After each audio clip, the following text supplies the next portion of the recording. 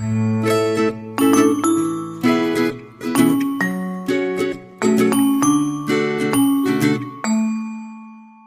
vamos a hacer una charla, Javier y yo, sobre este último año de trabajo, básicamente. La charla en la web tiene otro nombre un poco más cachondo que este, que tenía algo de que puede salir mal, ¿no? Algo así. Lo de que puede salir mal es una coña interna nuestra, porque como estamos probando tantas cosas nuevas, cuando íbamos a deployar es que puede salir mal, pues todo, ¿no? La charla es sobre, ya os digo, el último año de trabajo que hemos hecho. Los dos tenemos un background muy similar en PHP, muy orientados a TDD, DDD, todas estas historias, estas ya se molan tanto. Y entonces, tanto Javi como yo, pues dimos el salto a cambiar de lenguaje a un lenguaje que además no tiene nada que ver, ¿no? Entonces, lo que pretende ser la charla es un poco pues, explicarnos nuestra experiencia. También os explicaremos un poco un curso ahí acelerado de Scala y Akka, para que al menos os llevéis algo técnico, que no sea una charla solo de vendida de humo. Y sin más empezamos. Primero de todo, dar las gracias a los sponsors, sobre todo al ECO que nos paga a final de mes. Y nada, nos presentamos. El equipo de chat son 3 personas. Gerard no ha podido venir por un tema que ha habido con las entradas. No sé si con las entradas de la Craftsmanship. Somos 3 personas, somos Gerard, yo mismo y Javi. Aquí ponemos los links de las empresas un poco que hemos estado para que sepamos todos, pero bueno, casi todos ya nos conocemos, ¿no?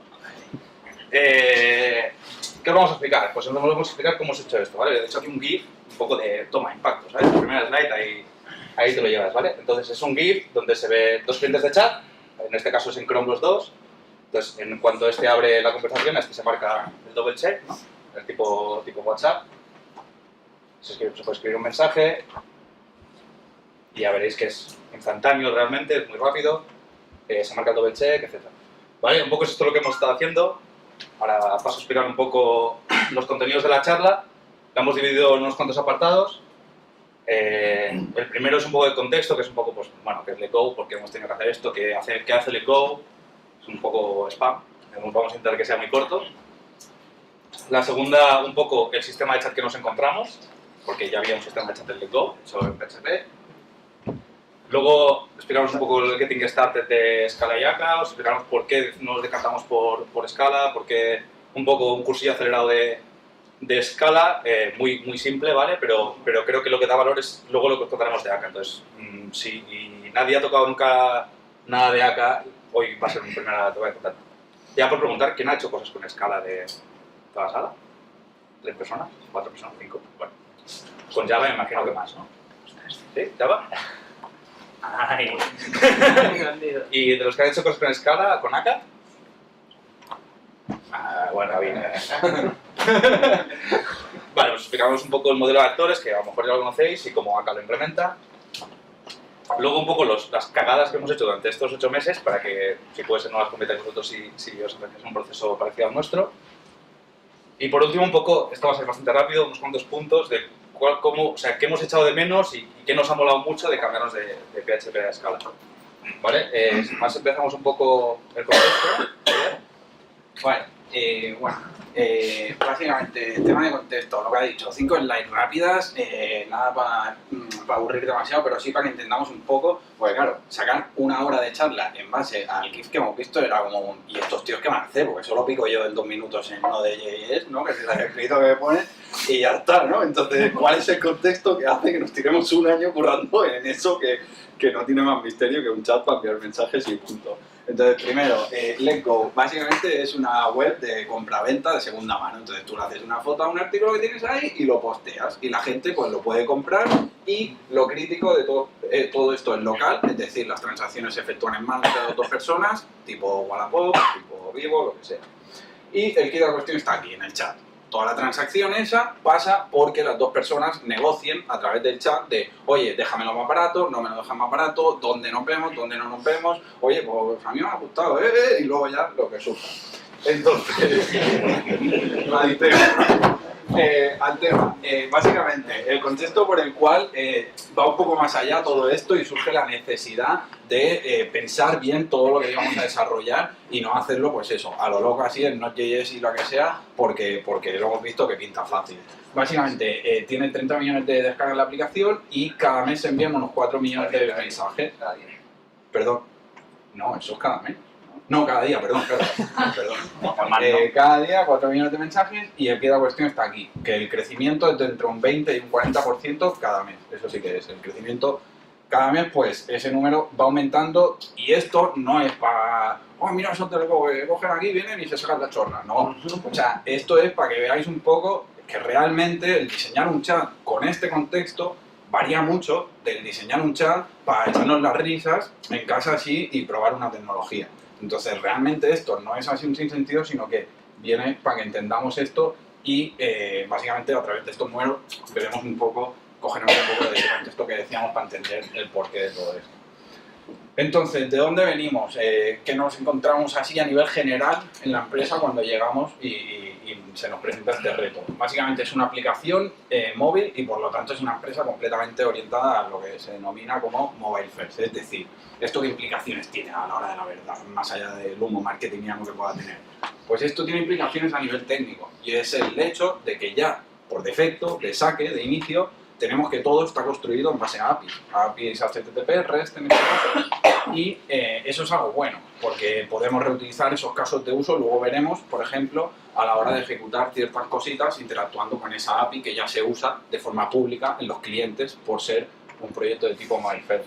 Luego, una empresa con menos de 2 años, llama a la startup, llama al proyecto, llama a la X, y esto que hace el crecimiento rápido en tan poco tiempo, pues se deciden externalizar servicios para poder avanzar a ese ritmo. ¿Qué servicios se tiran en un inicio? Parse, que ya no existe, y Kahuna. Kahuna para el envío de notificaciones push, cuando llega un mensaje a alguien, pues le enviamos a este servicio externo y enviar una push a este tío, y nos despreocupamos de eso. Y Parse para todo lo que es gestión de usuarios a nivel de back office, a nivel de gestión de usuarios, lo lleva este ente externo. Esto, obviamente, con el paso del tiempo, no tiene las opciones de personalización que tiene algo desarrollado in-house. Entonces, lo que hemos hecho con esto es sustituirlo por servicios o microservicios internos. Entonces, esto es básicamente el escenario que nos encontramos y a lo que estamos tendiendo. Y básicamente a nivel de dinero en caja, pues hay bastante y eso nuevamente no es por alargar historias, es porque tiene unas implicaciones concretas y es el hecho de tener anuncios en televisión. Y eso puede molar mucho, pero a nivel técnico es un reto.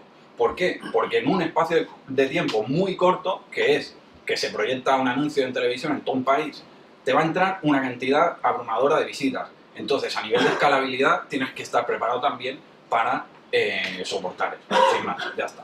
Entonces, esto es lo que os queríamos contar a nivel de contexto. A partir de aquí ya empezamos con el contexto en concreto del chat viejo y con escala. Sí, te llamamos chat viejo y chat nuevo, ¿vale? Para que un poco se mencione. Legacy, ¿qué nos encontramos cuando llegamos? Ya había o sea, Plecou ya existía. Cuando llegué yo me parece que los mensajes diarios que habéis visto 4 millones, creo que no llegaba al millón cuando llegué. Entonces, para que veáis lo que crece, un poco los puntos que vamos a explicar. Bueno, pues que es PHP, que no tenía test, y que el negocio, evidentemente, pues quería nuevas features. Al ser una startup, de que siempre tiene que estar probando cosas para mejorar, pues claro, querían features sobre un sistema que no tenía test, bueno, ya os podéis ir imaginando. PHP, ¿vale? Era una API PHP REST, seguramente todos hemos visto alguna en algún momento. Esto para hacer el chat concretamente tenía un problema bastante grande, ¿no? Es que tú tienes un móvil y básicamente tienes que ir haciendo pooling, ¿vale? Lo hacíamos con algunas optimizaciones de voy a pedir cuando me llega la push, etcétera, pero al final era el móvil de vez en cuando le va preguntando al servidor, ¿tengo mensajes nuevos? Si le contesta que no, así puede estarse todo el rato que quieras. Esto lo que comporta es que es un despilfarro de recursos, porque son peticiones pidiendo unos mensajes cuando el 99% es que no. ¿Vale? Entonces, esto no escala mucho, ¿vale? Es la frase corporativa. No había test, ¿vale? Entonces, hostia, el reto de coger algo que es un monolito que está ahí metido en una API donde hay además más cosas aparte del chat, no tiene test y lo vamos a hacer en escala, que no tenemos ni puta idea, ni hemos hecho nunca nada, pinta súper bien, ¿vale? O sea, iba a acabar en tragedia seguro, ¿no? Entonces, lo primero que hicimos antes de empezar el chat nuevo fue empezar a tirar test. Esto es lo que nos como el código internamente era complicado de testear, lo que hicimos fue testarlo desde fuera, ¿vale? ¿Qué nos ha aportado los tests? Pues primeramente lo más importante es aprender qué hacía ese chat, ¿vale? Porque no lo sabíamos, cuando entras en una empresa tampoco sabes qué hacía cada endpoint. Y realmente descubres cosas bastante divertidas. Y también nos ayudó a hacer fix de algunos bugs que tenían desde hace tiempo que no sabían cómo solucionar, entonces en el proceso de hacer los test, pues emergieron un poco la mierda flota, ¿no? Que dicen, y ahí salió un poco, y conseguimos solucionar varios errores. Los test pues usamos VHAT, porque era dentro del contexto de PHP, si habéis hecho Cucumber o cosas de estas, pues es lo mismo, ¿vale? O sea, tú escribes un Gherkin, eso lo traduces a código y ya está, no tiene más. Otra cosa que pensamos es, ostras, no tenemos experiencia, no vamos a migrar un chat donde ya se está usando, le está usando mucha peña, a una tecnología que no tenemos mucha idea, ¿no? Entonces, vamos a pensar una manera en la que podamos desplegar este sistema poco a poco. Es decir, no tenemos que hacer el típico, el GIF que sale de Indiana Jones que va a hacer el replace del huevo, pues vamos a intentar que no pase eso porque seguramente acabe mal. Entonces, Javi dio una charla en la Craftsmanship de Pamplona que es solo sobre este tema.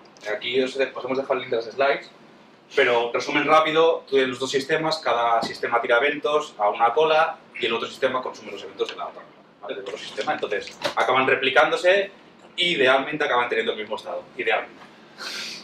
A veces pasan accidentes. Eventualmente. Y lo que he dicho de las features. El producto quería nuevas features. Entramos en una etapa de negociación, como supongo que habéis entrado todos en vuestras empresas, de, hostia, esto a lo mejor es muy difícil hacerlo, un poco de negociación. Sí que les pedimos que por favor esperaran que tuviéramos los test de fijar, y luego, vale, si queréis hacer cosas nuevas, las hacemos. Y entramos en una negociación donde al final hicimos features, pero que eran fácil implementarlas, tanto en el chándalo como en el viejo. Pensad que cada feature que se haga en el viejo tiene un coste doble, porque lo tienes que hacer en el viejo y en el nuevo.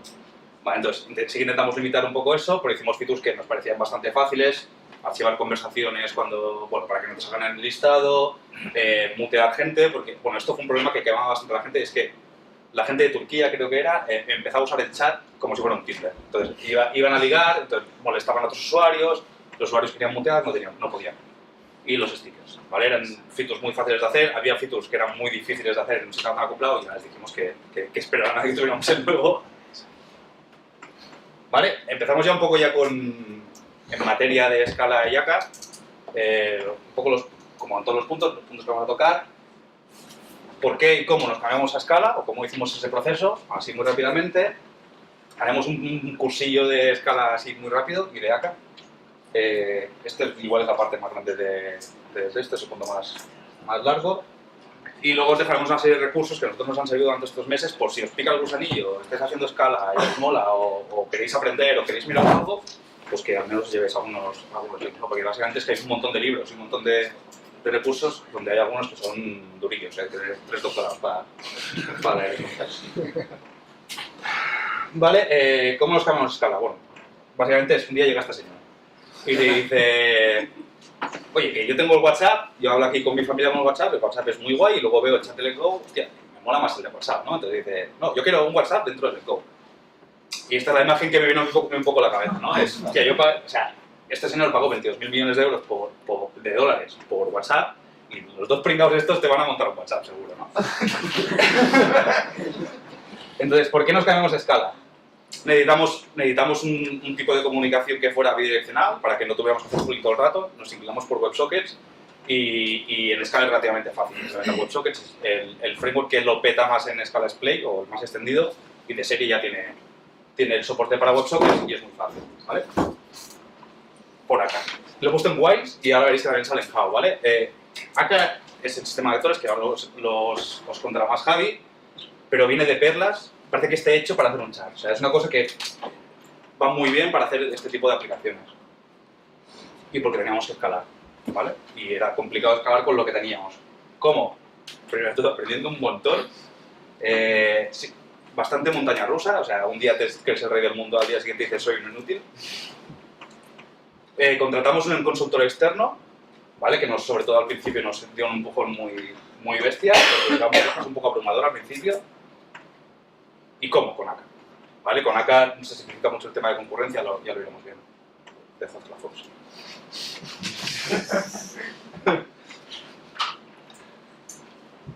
Y el tema que os he contado un poco antes, ¿no? El riesgo era muy grande, lo veíamos que iba a acabar en tragedia, entonces bueno, vamos a hacerlo poco a poco, vamos a hacer que se pueda deployar poco a poco, es decir, cojo el chat nuevo y solo meto un 1% de los clientes. El resto, por el nuevo. Hostia, vamos viendo que va bien, vamos a subir ese tanto por ciento y los vamos regulando. Vale, temas de escala. Os contaré 4 o 5 conceptos de escala. A mí son los que me parecen más interesantes y son los que PHP no tiene, básicamente. No sé si hacéis otros lenguajes que sí que los tienen, no lo sé. Hay algunos que a lo mejor no son tan importantes, pero como Javi luego os va a hacer la parte de AK y hay alguna cosa que sale, ¿vale? Para que tengáis un poco de contexto, que no veáis el ejemplo de AK y digáis, hostia, este tío que está haciendo aquí. Case classes, un poco funcional. Scala se define como un lenguaje híbrido, es decir, no es ni funcional ni orientado a objetos, lo cual es bueno y malo a la vez. O sea, es bueno si lo usas bien, es malo si lo usas mal. Los options, los futuros y un poco la orientación a objetos que tiene Scala, que es bastante chulo. Vale, hemos aquí una clase, esto es PHP, pero en Java sería bastante parecido. Una clase user, donde por constructor le pasas un UID y un nombre, donde los asignas, los guardas en variables privadas, luego tienes unos getters aquí,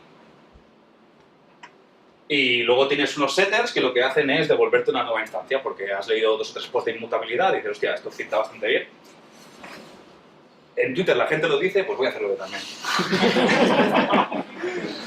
Vale, de toda la... O sea, ¿quién... Voy a hacer una pregunta negativa, que es una cosa que dicen que nunca se tiene que hacer. ¿Quién no ha visto nada algo así? ¿O quién no ha hecho nunca algo así? O sea, todos hemos visto algo así, ¿no? ¿Entiendo? Entidades inmutables, donde le inyectas por constructor, ¿sí? Más o menos. ¿Sí? Bueno, todo este código en PHP, que Java es parecido, en Scala es esto. Ya está. En fin. ¿Vale? Esto ya te da todo y más de lo que te daba el otro. Esto es una case class de Scala. Por defecto los parámetros, esto es el constructor, diríamos. Por defecto los parámetros son inmutables, a no ser que tú le pongas var, entonces pasas a ser mutable. Y te da una serie de métodos que a veces yo he tenido que implementar en PHP, el tipo copy, ¿no? De quiero cambiarle el nombre a un usuario pero que me devuelva una nueva instancia, un poco lo que estábamos viendo antes, ¿no? Entonces, ¿cómo se usa esto? Yo puedo hacer un val Rafa igual a user y le pongo un UID, random y Rafa. ¿Vale? De manera que yo cuando haga Rafa.name ya me sale Rafa. O sea, los getters ya los tiene implementados, no tengo que hacer nada. Si yo le quiero cambiar el nombre a Rafa, no puedo hacer esto. Esto no compila. ¿Vale? O sea, no puedes hacer las cosas mutables por defecto.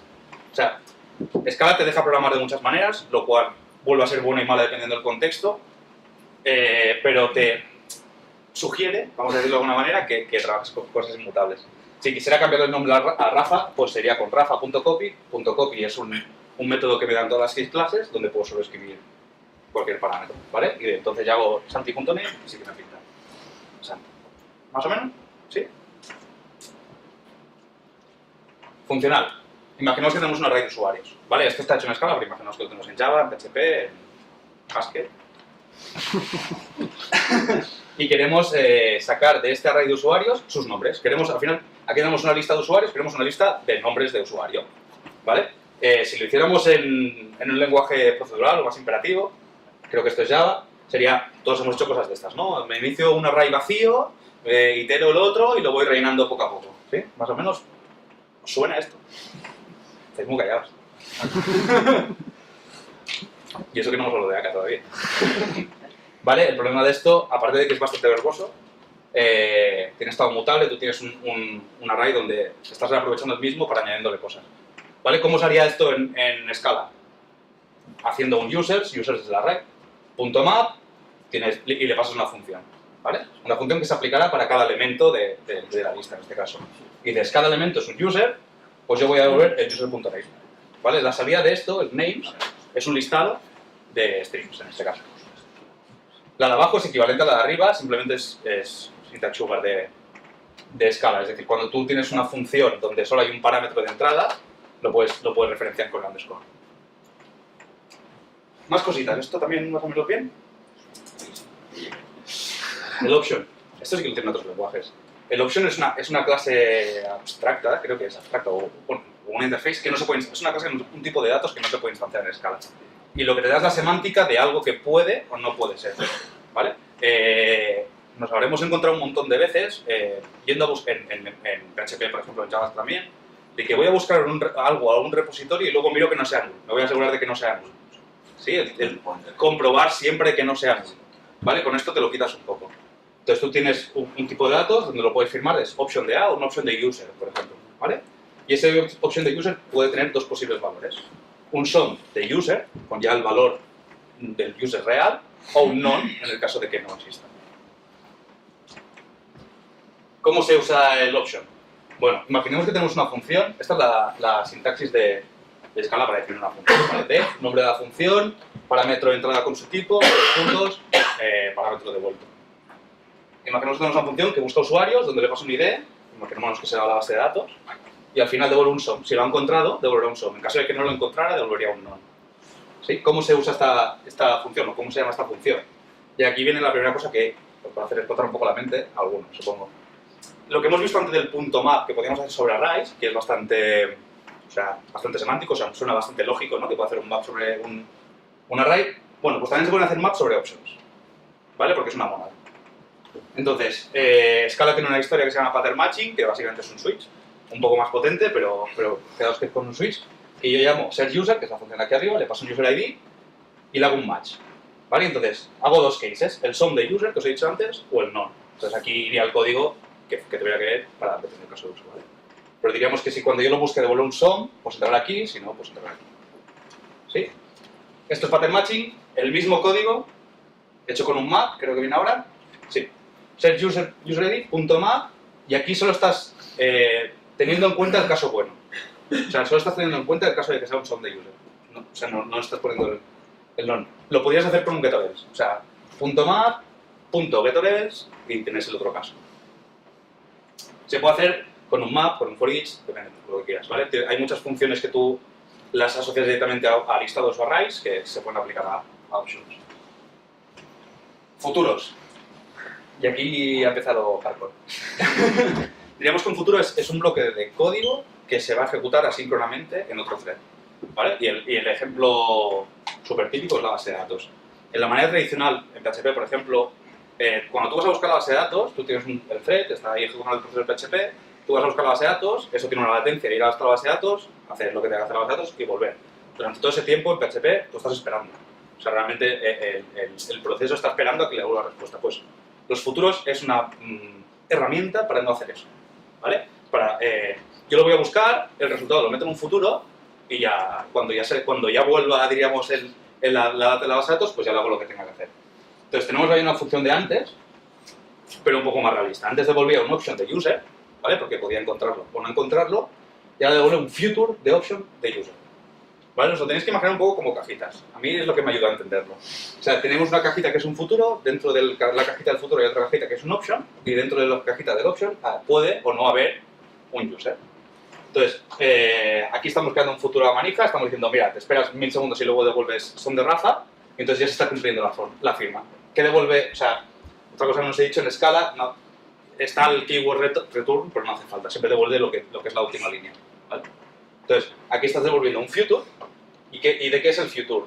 De option, porque esto puede ser SOM o no, de raza. ¿Sí? Esto nos sirve para no bloquear el thread cuando estamos yendo a base de datos, cuando estamos yendo a un servicio externo, etcétera, etcétera. Los futuros, o sorpresa, también se les puede hacer un map, ¿vale? Se puede tratar más a la manera tradicional, si habéis visto algo de JavaScript y tal, con callbacks, pues así, o un complete. Entonces, ahora los casos posibles son 3, ¿vale? Antes había 2 casos que era SOM y none. Ahora hay un nivel más que es del futuro. El futuro puede ser success o failure. Entonces tenéis que tratar los 3 casos. Success de SOM, success de none y failure. ¿Vale? En failure aquí te llega la excepción y puedes hacer lo que quieras dependiendo de las excepciones. Lo que os decía, también se puede hacer un map.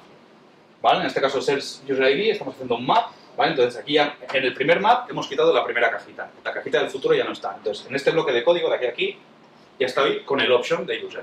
Entonces ya puedo hacer el SOM de user o no. ¿Sí? Más código. Aquí abajo está lo mismo. O sea, lo mismo con el syntax UI. Hago el map, le quito el futuro, vuelvo a hacer el map, le quito el option y entonces ya tengo el usuario. ¿Sí? Si en el futuro no estuviera, o sea, imaginamos que es un future de none, porque no lo ha encontrado, este segundo map ya no se iba a ejecutar. ¿Vale? Porque el map solo tiene en cuenta el caso bueno. Orientación a objetos, ya por final. No hay interfaces propiamente dichas en Scala, hay traits. ¿Vale? Los traits es una mezcla entre interface y abstract, así un poco rara. ¿Vale? Entonces puedes usar un trait como una interface, que es el primer caso. Yo declaro un trait user repository donde le defino una función set, ¿vale? Entonces cualquier clase que herede este trait está obligada a implementar este método. Y en el segundo trait le he metido comportamiento. He hecho un logger, ya sé que el ejemplo no tiene mucho sentido, he hecho un logger que expone una función warning, tú le pasas un string y él simplemente la pinta por pantalla. ¿Sí? Son traits los dos, pero uno tiene comportamiento, el otro solo tiene contrato, para entenderlo. ¿Cómo se usa esto? Uy, me he pasado. Imaginaos que hemos un MySQL repository, extendemos de user repository y implementamos el console logger. El tema del extends y el with es por escala, es así. O sea, el primero tiene que ser extends y luego es with, ¿vale? Si implementamos MyExtends sería with. Y el primer extends, esto puede ser un trait o un abstract. Tendríamos nuestro repositorio, como extendemos de user repository, nos obliga a implementar esta función, ¿vale? O sea, el contrato ya lo seguimos, y como extendemos también de console logger, tenemos la función warning que hemos visto antes disponible, ¿vale? De manera que yo puedo hacer algo tipo así. ¿Sí? Yo puedo llamar la función warning porque la tengo en el trait. Si quitara este trait, esto no compilaría porque no sabría lo que es warning. ¿Sí? Más o menos. Y por último ya, el tema de los companion objects. Vale, básicamente la sintaxis object en user, igual que una clase se puede instanciar, ¿no? Esto estamos bastante acostumbrados, un object es algo ya instanciado, digamos, es lo que vendría siendo el static de toda la vida, entonces se puede usar bastante como factory. En este caso yo tengo un user ID, defino una case class user ID y defino un companion object, se llama, ¿por qué se llama companion object? Porque se llaman igual, con el método random, que lo que hace es crearme un user ID con ya directamente el user ID random. Entonces, esto lo puedo usar ya directamente como user ID igual a user ID.random. Entonces, esto está llamando a este y este me está devolviendo un new user ID con el de esto random. ¿Vale? Como es una case class puedo pintarla, etcétera, y ahora puedo coger la clase user que tenía antes y sustituir el ID por el user ID si quisiera. ¿Sí? Y ya está, entramos ya en un poco lo interesante que saca. Y Javi, cuando tú quieras. Menos mal que la comida se urgenita, porque si no... A ver. Vale, ya hemos visto un poco la sintaxis del lenguaje y lo que vendría a ser las estructuras básicas con las que podemos ir jugando, ¿sí? Lo más importante aquí es lo que ha dicho Sergio, o sea, más allá de lo bonito o lo estético que le podemos ver a la sintaxis o al lenguaje, por decirlo de alguna manera, lo interesante es las implicaciones que eso tiene, ¿no? Herramientas como lo que ha explicado Sergio de los futuros, pues nos permiten el hecho de lo que justamente buscábamos en base al contexto, eso de permitir una escalabilidad elevada debido al no bloquear un mismo thread, sino aprovechar realmente todo el potencial que nos dan las máquinas de a día de hoy. Es decir, el hardware ha evolucionado de una manera brutal en términos de core, stretch y mierda, y el software, para aprovechar eso, nos hemos tenido que ver envueltos en que sincronize, que no sé qué, que no sé cuánto. Entonces, los futuros nos dan básicamente eso, una herramienta muy fácil con la que aprovechar todo ese potencial que el hardware de a día de hoy nos da, ¿sí? Entonces, ahora lo que vamos a ver es cómo explotar todas esas herramientas en términos de futuros y demás con los actores de Akka, ¿ok? Vale, primero, ¿qué vamos a ver? Vamos a hablar del concepto, los modelos, actor model, vale, pero ¿qué es? ¿No? El concepto que hay detrás de ese modelo de actores, ejemplos introductorios, así en la línea, hemos intentado que las slides sean así poquito a poquito y con ejemplos concretos y tal, porque, vaya, a nosotros y a mí en concreto, si me explican todo esto así en una hora, me quiero ir a dormir o a morir después. O sea, entonces los ejemplos veremos más en esa línea. Y luego finalmente veremos la arquitectura que realmente hemos implementado y que tenemos en producción a día de hoy de actores en el chat nuestro. Entonces veréis que es tremendamente sencillo. Entonces, primero, concepto del Actor Model. Cabe destacar que esto del Actor Model no es algo nuevo que se saque de escala y en este caso concreto Akka, sino que es un paradigma, un patrón de diseño, un framework de diseño, un software, una arquitectura de software que ya viene existiendo desde hace muchos años y que quizás es más popular en lenguajes como Erlang. Erlang a día de hoy la tiene de saque. Ya el lenguaje implementa, digamos, puedes implementar actores y demás. Entonces, en escala, de saque no viene con el lenguaje, sino que hay todo un framework detrás que es Akka, que es el que te provee todo esto de los actores que ahora veremos. Entonces, Akka está disponible tanto para Scala, como para Java, como para .NET. Y en otros lenguajes también se puede implementar este tipo de paradigmas con otras herramientas, como por ejemplo en Erlang. Primero, el kit de la cuestión aquí está en la mailbox, es decir, un actor es algo así como una representación de una entidad de mi sistema, como lo podría ser en el ejemplo que vamos a ver, la conexión de un usuario al chat. Es decir, cuando un usuario abre el WebSocket, como sabemos, el WebSocket es una conexión que se abre y se queda ahí de forma permanente cuando el usuario abre la app de Let's Go. Entonces, cuando abre la app de Let's Go, vamos a tener una llamada a ábreme el socket para mí. Y lo que vamos a crear en el lado del servidor es una instancia de un actor conexión, ¿sí? Entonces, este actor, por defecto, de forma transparente a nosotros, acá, por detrás, lo que va a hacer es asignarle una mailbox, que es una bandeja de entrada de los mensajes que se le envían a ese actor. Es decir, a diferencia de las clases, de las instancias, nosotros con los actores no tenemos una instancia del actor a la que le llamamos a funciones. No conocemos las funciones que implementa el actor. En vez de esto, lo que hacemos es que tenemos una referencia al actor, como podría ser una URL de una web. Tenemos una referencia, un string, en un actor ref, que es la clase que nos da acá para englobar, para hacer el wrapper de esta URL, de este path. Y a esa referencia es a la que le enviamos mensajes. Y luego ella se apañará y verá lo que hace con esos mensajes con un switch case, un pattern matching como el que veíamos antes y que veremos en ejemplo concreto. Entonces, el kit de la cuestión de todo esto y el merdé de cómo van los actores y tal, no va a más que a tener una mailbox. ¿Por qué? Porque esa es la gracia de los actores. Nos sirven para gestionar el estado de forma fácil y evitando hacer locuras para evitar problemas de concurrencia. Es decir, acá nos garantiza que de todos esos mensajes que le entren al actor, va a coger uno a uno y se lo va a pasar al actor. Y cuando acabe de procesar ese mensaje, al siguiente de la mailbox. Y así al siguiente y al siguiente.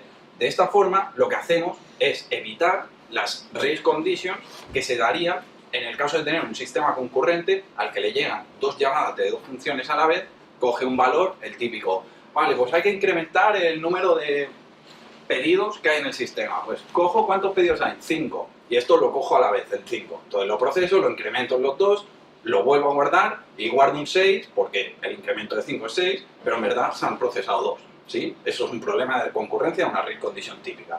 Pues acá, desde el momento en el que nos garantiza que el punto de entrada a nuestros actores va a ser único y va a ser una mailbox, nos está garantizando eso, que no vamos a tener problemas de ese tipo. Porque cuando dentro del actor tengamos que gestionar el estado, como podría ser el contador este, lo podremos hacer de forma sin tener que preocuparnos por synchronize e historias. Entonces, el kit de la cuestión de los actores está aquí. Vale. ¿Cómo gestionamos esas cosas cuando llegan al actor? Método receive.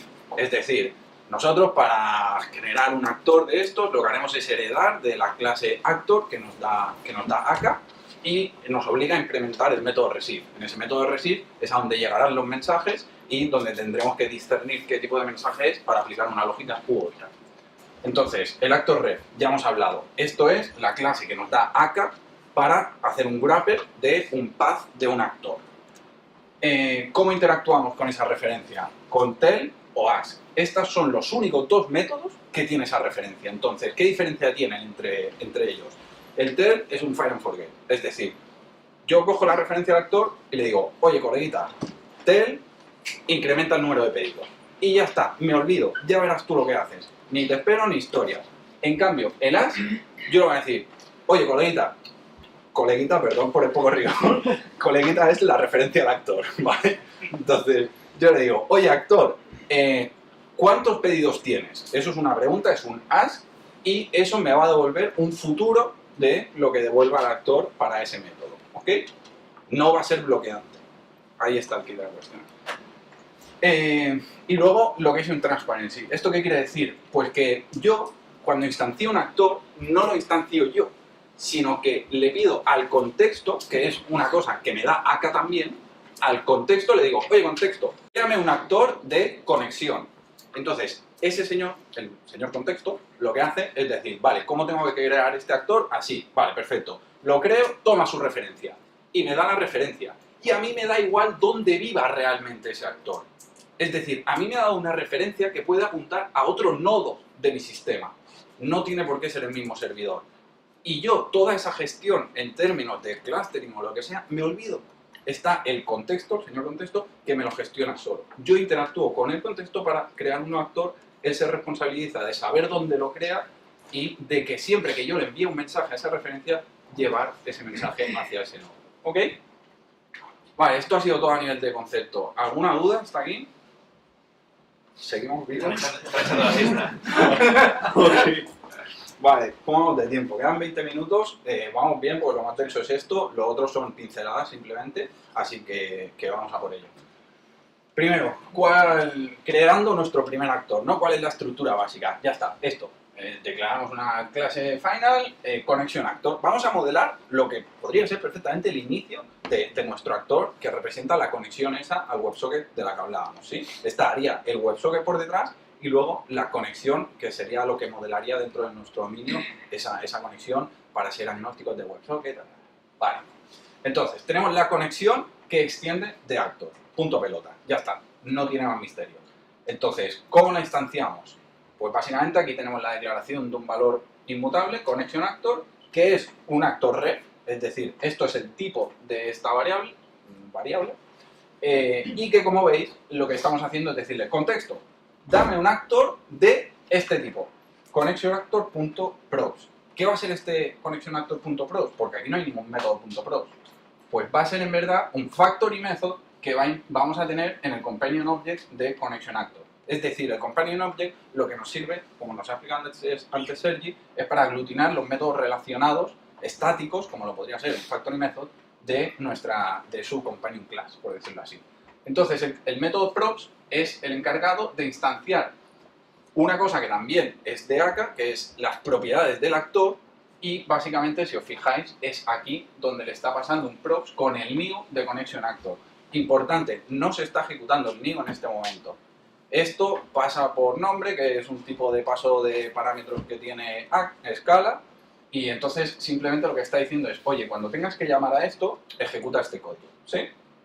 Entonces, de esta forma es en la que creamos un actor, ni más ni menos.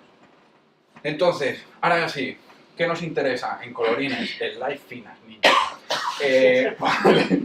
Entonces, lo que nos interesa ahora es el método receive, ¿vale? Es decir, ya tenemos la estructura básica de nuestro actor, ya lo hemos instanciado, tenemos sur actor ref y queremos empezar a interactuar con él, con los mensajes estos que decíamos. Pues básicamente tenemos que implementar el cómo recibimos esos mensajes y no es más que sobreescribiendo, haciendo un override del método el único método que nos obliga a implementar actor, que es receive. Es de tipo receive, que en verdad es un tag, otras cosas, magia negra, y lo que nos interesa realmente es que aquí vamos a implementar, os fijáis, un pattern matching como el que veíamos antes, con todos los cases, de si recibo algo de tipo ping query, hago esta lógica, ¿sí? Y así implementaríamos todos y cada uno de los cases. Entonces, en este caso, tenemos algo que es real, que es la query de ping. En el chat hemos implementado un ping, y el ping, la respuesta es un pop, para ver que el socket está abierto, mierdecitas así. Entonces, esto es real. Y lo que vamos a hacer para poder realmente interactuar con él es, fijaros que ahora en el props lo que hacemos es recibir un actor ref del WebSocket que realmente está detrás de la conexión para poder pasarle mensajes de vuelta al WebSocket para que cuando recibamos un ping poderle responder con un pop. Entonces, en el props, como digo, le pasamos el WebSocket que estaría, la referencia WebSocket que estaría detrás, lo recibimos en el props y le decimos, oye, cuando crees un actor de tipo conexión, le tendrás que pasar esta referencia de WebSocket también. De esa forma, finalmente, y lo que nos interesa, nos llega la clase de Connection Actor, la referencia al WebSocket. De tal forma que cuando nos llega el ping, nosotros podemos decir, vale, me ha llegado un ping, de puta madre, tendré que contestar. Pues hago al WebSocket, bang, exclamación, esto es una forma de hacer un .tel, es lo mismo, o WebSocket.tel o WebSocket espacio bang y pon response. Y entonces lo que estamos haciendo aquí es que a este actor, cada vez que, de igual forma que veis aquí, le envíen un ping query, cada vez que hagan un connection actor bang ping query, me llegará a mí a través de la mailbox. No hemos visto la mailbox, eso se encarga ACA. Aquí no hay nada de mailbox, yo solo implemento el código que veis, esto compila y funciona. Entonces, yo solo implemento esto y cada vez que me hagan un bang de ping query, yo respondo con un pong response. Vamos a acelerar un poquito, ¿no? Vale, esto es un tel de Final Forget, ya está. Y, vale, y un ejemplito de gestión del estado. Es decir, hemos dicho que los actores eran buenos justamente porque nos permitían gestionar el estado sin tener los problemas de concurrencia y tener que gestionar con el tema de Synchronize y mierdas así, porque teníamos la mailbox. Entonces vamos a ver cómo nosotros hemos establecido una convención aquí para realmente encapsular las cosas que pueden ir cambiando, que son el estado de nuestro actor, lo máximo posible. Básicamente lo que definimos es un modelo, modelamos el estado dentro de una case class. Entonces aquí tendríamos el connection actor state y el estado que tiene, que puede ir cambiando a lo largo del tiempo, es el momento, el type time, en el cual me han enviado la última petición a esa conexión. Entonces, básicamente, esta case class tiene este atributo y tiene un método para, cuando me envíen una petición, llamar a este método y devolver una nueva instancia con el copy del estado, pero cambiando la fecha de la última petición al momento actual. De esta forma, finalmente, cuando nosotros en el receive de nuestro actor recibimos un ping query, modificamos el state que tenemos igualándolo a state.requestSend. Como veis, en el state esto sí que es var, esto sí que es variable. Entonces esto lo vamos a poder reasignar. No obstante, una misma instancia del state es inmutable, porque lo construimos a través de las case classes de estas. Vale, con lo cual modificamos esto, pero como nos estamos amparando bajo la premisa de que solo vamos a recibir un mensaje a la vez, esto no va a tener nunca una red condition, a pesar de que sea un var. No tenemos que englobarlo dentro de un synchronize para hacer los mutual exclusive ni nada de eso, porque acá ya nos garantiza que solo va a llegar aquí de uno en uno. ¿Sí? Y poco más. Esto nos lo saltamos mejor para llegar a otro. ¿Te da tiempo? ¿Sí? Vale, ok, pues ciclo de vida de los actores. ¿Hasta aquí todo bien? Vale, ciclo de vida. Es decir, un actor nace o se hace. Un actor nace. Entonces, un actor cuando nace tiene el método freestart que podemos sobreescribir de forma opcional y si sobreescribimos, pues básicamente lo que tenemos es un método que acá, de forma transparente y automágica, va a llamar cuando cree esta nueva instancia de este nuevo actor. Entonces lo que hacemos en este caso, como tenemos una conexión, lo que queremos evitar en nuestro sistema es crear actores de estos connections de forma así a lo loco y nunca matarlos porque los clientes no se encargan de ello. Entonces para hacer eso lo que hacemos es programarnos la comprobación de que el WebSocket que hay detrás no ha dado timeout y sigue haciendo cosas, ¿vale? Es decir, estamos diciendo al schedule del contexto que es una herramienta para poder programar el envío de mensajes a actores. Oye, schedule, dentro de un minuto, con un delay inicial de un minuto, me vas a enviar en base a intervalos de un minuto, es decir, cada minuto, me vas a enviar a mí mismo, actor ref self, el mensaje comprueba si el WebSocket está inactivo y por lo tanto me tengo que morir, ¿sí? Entonces, esto es lo que estamos haciendo en el momento de nacer, nos estamos programando esa comprobación cada minuto y luego abajo en el receive lo que haremos no es más que, en el método receive que veíamos antes, implementar un nuevo case de si recibo un mensaje de tipo comprueba WebSocket timeout, lo que hago es mirar en el estado si he estado idle durante 5 minutos y en caso de ser así, me envío a mí mismo self un mensaje de tipo poison pill. Este mensaje de poison pill también nos lo da acá y lo que hace, como podéis imaginar, es decirle al actor que se muera, que se muera. Entonces, lo bueno de decirlo así y no matarlo en este instante es que este mensaje, como podéis imaginar, va al final de la mailbox. Con lo cual, lo que yo ya tuviera en mi mailbox se va a procesar y cuando llegue el poison pill ya, entonces ya sí que me muero. Entonces es como agradecido, ¿no? De rollo, mátate pero con tranquilidad. Vamos a calmar, ¿no? Vale, shit happens. Vale. ¿Qué pasa? Esta es una cosa que nos ha costado entender horrores. O sea, esta es la cosa que nos hubiera convenido ponerla en un post-it y en la pantalla ahí para tenerlo siempre en cuenta. Y es que acá mola mucho, te garantiza que vas a procesar un mensaje a la vez, pero si eres un gañán, de eso no te va a librar nadie. Entonces, si tú dentro de un futuro haces cosas que no debes, pues ahí ya eso va a tu cuenta y riesgo. Entonces, ¿qué cosas no debes hacer dentro de un futuro? Básicamente, aquí que tenemos el mismo ejemplo de antes, ¿vale? Recibimos un ping query y en este caso lo que hacemos es que abrimos un futuro, ¿vale? Con lo cual, como hemos visto antes, este bloque de código se va a un nuevo thread, ¿sí? Y en ese thread se duerme durante un segundo, ¿sí?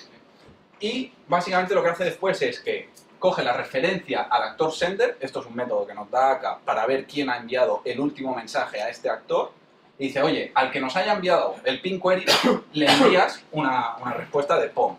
Entonces, ¿qué puede pasar aquí? Pues puede pasar que como nos hemos estado durmiendo en los laureles durante un segundazo, haya venido alguien y nos haya enviado otra cosa distinta que no sea un ping query. O, mejor dicho, cualquier otro actor que no sea el sender de verdad nos haya podido enviar también un ping query. Con lo cual, lo que va a pasar es que después de un segundo, puede que hayamos recibido otros mensajes, puede que el sender haya cambiado y por lo tanto puede que le estemos enviando la respuesta de POM response a cualquier otro sender que no sea el que realmente ha enviado este ping query. Entonces, ¿cómo se soluciona esto? Sacando básicamente la referencia al sender fuera del futuro. Acá nos da el método pipe2, que básicamente lo que devuelve a este futuro, que es el POM response, le hacemos un pipe, le hacemos una redirección a el sender. El sender lo estamos capturando fuera del futuro, con lo cual no hay problema.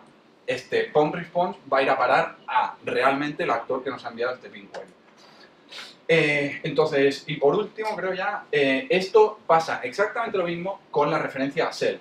La referencia a self, si la hacemos en un futuro y después de un largo tiempo, puede ser que ya no apunte a nosotros. ¿Por qué? Porque si el actor se ha muerto, ese actor ya no vive, entonces ese self ha cambiado y apunta a la zona muerta a donde van a parar todos los mensajes de acá cuando el actor ya no vive. Vale, ya hemos acabado con la introducción así de ejemplo, vamos a ver la arquitectura de actores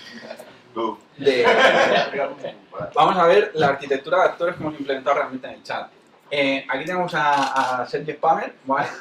Y tenemos a Javi Spammer, que básicamente quieren hablar para vender un producto así en Letgo, molón y tal. Entonces, ¿qué hacen? Pues básicamente abren su actor conexión, ¿sí? Se conectan al WebSocket y esto abre un actor conexión como el que veíamos antes. Y Javier de su portátil, porque es vieja escuela, Sergi desde su iPhone, que es más molón. Y esto deriva en un talker, que luego veremos por qué necesitamos un talker para la conexión. Y finalmente van a morir a una conversación. Entonces, estas bolitas son los actores que hay en nuestro sistema, ahora mismo en memoria. Y básicamente son a través de las cuales Javi va a hacer una petición de send message y el connection va a decir, hey, esto no me toca a mí, pero sé a quién le toca. Talker, send message. El talker va a decir, hey, esto no me toca a mí, pero sé a quién le toca. Conversation, send message. De puta madre. Me lo guardo, hago lo que tenga que hacer esto en base de datos y tal.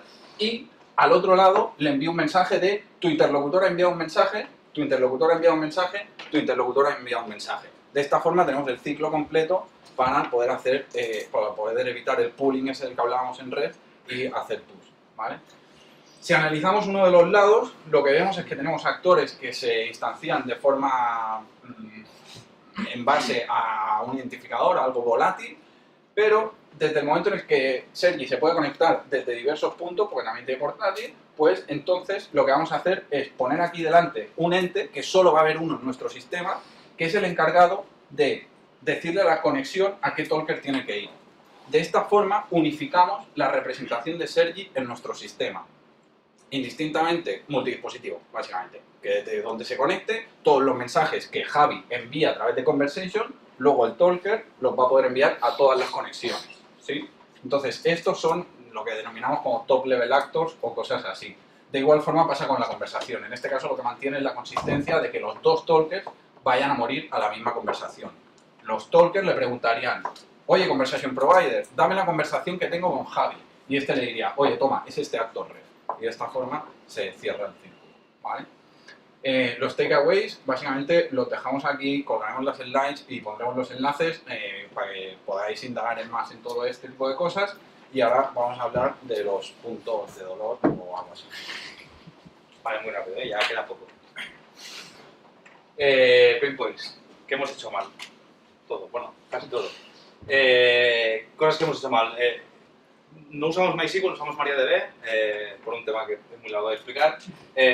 Pusimos una cosa que se llama Maxscale delante de los masters y los slaves. El Maxscale, diríamos que es lo que es un load balancer a instancias de Amazon, pues Maxscale lo es a base de datos. Es decir, él sabe que un insert tiene que ir a este nodo master, que un select tiene que ir a estos slaves. Si se cae el master, él es lo suficientemente listo como para coger un slave, promocionarlo a master y todo lo de los build logs. Vale, esto fue un puñetero desastre. Diríamos que todos los queries primero llegan al Maxi y el Maxi los delega.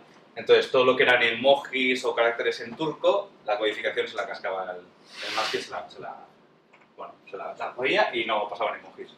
Esto fue bastante difícil de encontrar, pero pensamos en el código. Esto que os estoy contando aquí en 5 minutos fueron días.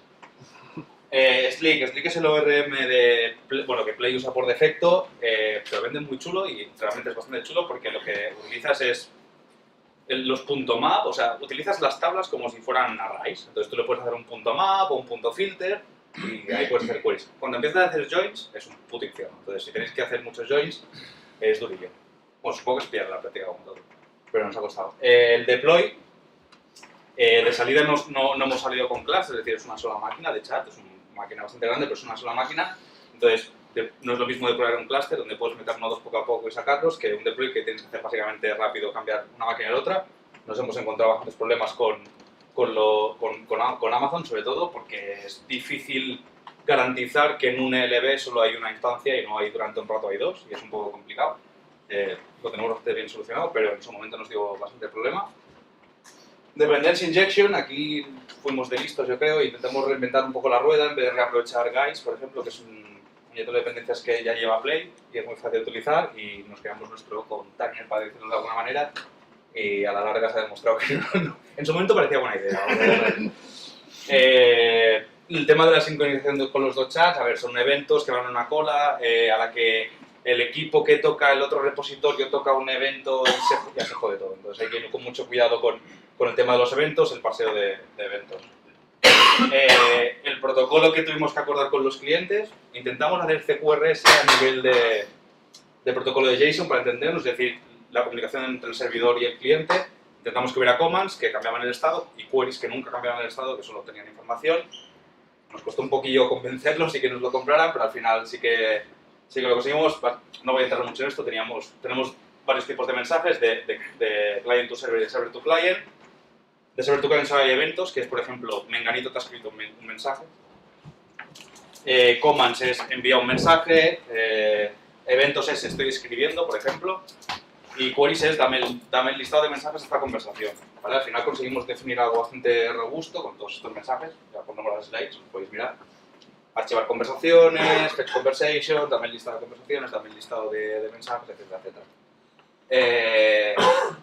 Esto ya que lo hiciste tú. ¿Esto qué es? Esto es una de las cosas que descubrimos con el cambio del ecosistema PHP al cambio del ecosistema de la JVM, y es el JVisual VM, una herramienta que tiene Java, digamos, o la Virtual Machine de Java, para poder ver qué está pasando. Entonces aquí vemos todos los threads que tenemos abiertos de bases de datos de destino del script de importación de los mensajes. Como hemos visto, tenemos un montón de millones de mensajes. Salir de un monolito a un microservicio, una de las cosas que tiene es tener que llevarte todos esos datos a tu nueva base de datos porque no quieres compartir la otra, ¿sí? Entonces, para mover todos esos datos, cuando son millones y millones de registros, hicimos un script que nos tiramos un huevo de tiempo haciendo. Aprendimos muchas cosas sobre AK, streams y cosas así, y quedó muy molón y usable y mola mucho, y básicamente aprendimos mucho a pesar de que le dedicamos demasiado tiempo.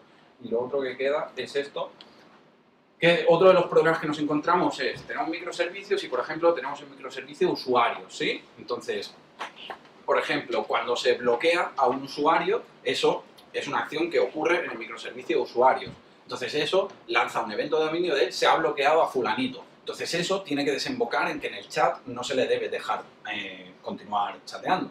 Entonces ese evento nosotros lo consumimos, ¿sí? Entonces, ¿qué pasa? Que si la cola de eventos nosotros simplemente levantamos un worker de esa cola, aquí tenemos el SQS de lo que sería el sistema, el microservicio de usuarios, y si esto crece a cholón, una de las limitaciones que tiene SQS es que solo puedes pillar de 10 en 10 mensajes. Entonces, la solución a la que llegamos es que dinámicamente, en base al tamaño que tiene esta cola, el actor que supervisa todos los workers básicamente va preguntando cuántos mensajes tengo en cola, y dependiendo de unos thresholds, pues levanta más workers y estos, de forma paralela, van consumiendo a SQS. Y la query que se lanza a SQS por su SDK es de 10 mensajes, pero realmente aquí hay N workers. Y así es como solucionamos el problema ese que teníamos. Vale, ya para acabar, última slide, un poco de resumen, bueno, de todo lo que ha sido el proceso de cambiarse de tecnología, que es un reto bastante bajo, nos lo hemos pasado muy bien, yo creo, y hemos sufrido también bastante, o sea, un poco de los dos. De PHP a Scala, ¿vale? Los que sois de Java ya lo siento, no ha venido Gerard, que es el javero del equipo, y no lo puede explicar mucho. La comunidad, siempre se tiene PHP como el patito feo, ¿no? De los lenguajes y todo. Yo mismo hago bromas y nos reímos todos de PHP y las mierdas que tiene PHP, y tienen muchas mierdas, no las voy a justificar, pero la comunidad de PHP le da bastantes, a mi opinión, le da bastantes patas a la escala. Creo que, además de reírnos de PHP, algunas cosas los otros lenguajes tendríamos que copiar. En la comunidad es un tema de tutoriales, posts, etc. En PHP es muy fácil empezar, de hecho, muchos de los que hemos hecho PHP es porque empezamos a programar en PHP, es fácil entrar. Los tutoriales de Scala dan por sentado que sabes muchas cosas, o sea, hay muy pocos tutoriales que sean desde cero. ¿Vale? Ya dan por sentado de que, eso, que tienes 3 doctorados y que, vale, el tema de la JVM lo tienes controlado.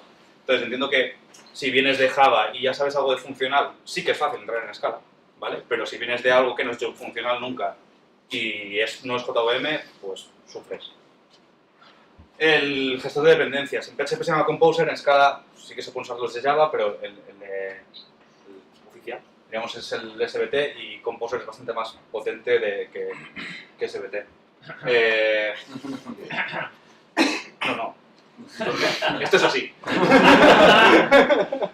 Esto es así. Ya en tiempo ya, bueno, es igual. Luego lo hablamos. Semantic versioning, que luego antes hemos ido a una charla de José que hablaba de no, nos fiamos de los developers que hacen el semantic versioning. Una mierda como un piano. Con el Scala hay gente, o sea, es que tiene lo suyo, la comunidad de Scala, porque digamos que están divididas entre dos, los más javeros y los más de Haskell, ¿no? Podríamos decir, Ignacio. Entonces, digamos que la gente que viene de Haskell, que es los que hacen la librería de Scala Z, por ejemplo, y tal, pues es gente muy lista, seguro que es muy lista. Pero las cosas de semantic versioning, que eso es para pobres, ¿vale? O sea, ellos no lo hacen, semantic versioning. Y de hecho, esto lo aprendimos con dolor. O sea, actualizamos la librería, usábamos esta librería, la actualizamos de 2.3 a 2.4, creo, y empezó a petar todo. Y era porque, y luego encontramos la pull request buscando, encontramos la pull request de 2.4, y el tío lo decía, oye, que a lo mejor esto es un poco polémico, pero que así está bien. O sea, que antes esto está mal, es el típico, esto está mal, ahora está bien, pues lo mismo. La experiencia de developer, los errores, si no estás acostumbrado, son un poco durillos, porque son errores muy de compilación, de tipos y tal, entonces te dice, no, es que aquí esperaba un sum de future de user, y en verdad tengo un future de lista de users, y es difícil de explicar si no ves el... Claro, ¿tú cuántos años llevas tú en el Scala? Bueno, seguro que muchos. Al principio es un poco complicado. El líder de Scala, nosotros le hemos puesto nombre y todo al líder. Le llamamos Alexander porque es el que hace el plugin de Scala para IntelliJ, hace un señor que se llama Alexander, y es un señor muy peculiar. Tiene Twitter, también lo podéis ver. El rollo es que, bueno, tiene algunas cosas del... Solo lo hace él, o sea, tiene mucho mérito que él solo haga el plugin este, pero tiene cosillas que a veces te mete unas liadas guapas.